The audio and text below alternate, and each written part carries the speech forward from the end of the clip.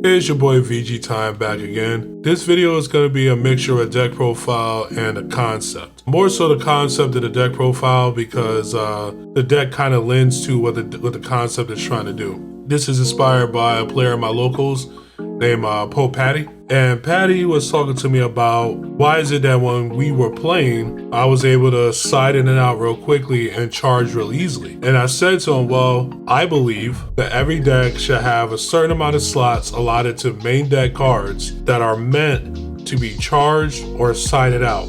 And he looked at me strange, but then when I went through my deck and explained it, it made total sense to him. So I thought I'd just bring this concept to you guys today. So here we are with my Shroom and Salsa deck. 60 cards of goodness with a whole 15 card side deck. Again, link down below if you want to mess around with it and see what you think about it. Cool, if not, that's fine as well. But the main thing is this. You look at this deck, your deck should be primarily engine and good stuff. Then you should leave yourself room for non-engine and good stuff cards. So those cards in my deck are the 2 copies of Smoke Dragon, the Mecha the Broken Seal, Mass Saiyan Brainwash No More, this 1-drop Mecha the Dark Ruler, and these 2 copies of Magic Boo, which are not so much filler as they're just not absolutely essential to the deck working. The rest of these cards are main deck for certain matchups that we have on our locals, and then the rest of them, and then you can just take them out accordingly based upon what you have to side deck. So using my side deck as an example, if I was going against, say, yellow, as I say Trunks Cheetah, and I know they're gonna be playing like Riposte and things like that, okay, easy side out. I know Smoke Dragon is decent against them because he could get rid of their blockers and stuff like that. But I want to bring in Dark Power and I want to bring in Koisakai. Some people would sit here and be like, man, I don't know what to do. Not me. 2 screw come out for the Koisakai. This and this come out for Dark Power. And now I just sided out 4 cards, put in 4 cards, no thought involved. If I'm going against Vegito or Red Sin, and I know I want to be able to deal with their big stupid threats, I know that, okay, Smoke Dragon is decent against that, but these 4 cards aren't exactly great.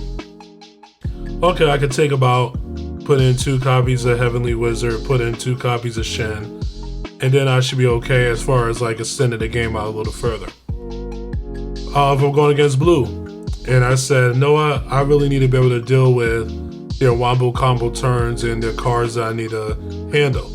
So, paying 2 for Smoke Dragon doesn't really mean that much, unless of course you're dealing with 6-drop Gokus, but we have other ways of dealing with that.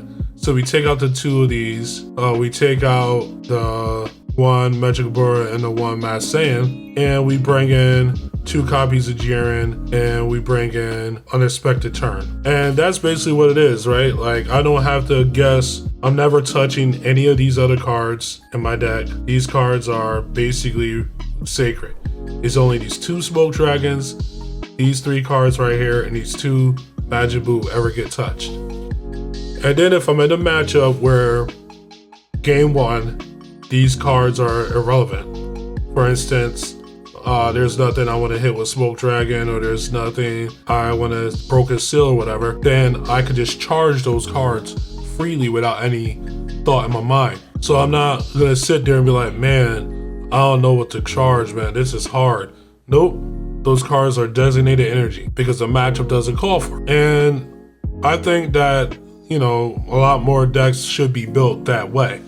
A lot of times we get caught up with putting as much of the main deck engine and as much as the generic colored good stuff into our deck. And then we find out that when it comes time to side, we are having to cannibalize all those cards quantities to fit our side deck in. If you are a very experienced, very good player, you could pull something like this off. But even if you ever watch their deck profiles, we'll talk about, well, I have these cards here, but I sided them out every game because of this, or I sided these cards out.